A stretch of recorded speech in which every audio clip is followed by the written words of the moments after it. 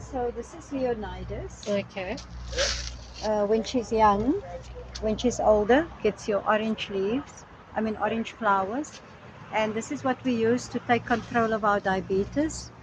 Any chest ailments, you take a handful of leaves, rinse it off, put it in a mug, and put boiling water on top of it. When it's cooled down, you have half a mug.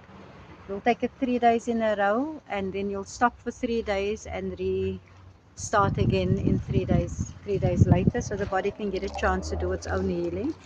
This is just to kickstart it, but yeah, you take care of your diabetes. A lot of people has gotten off metformin with this.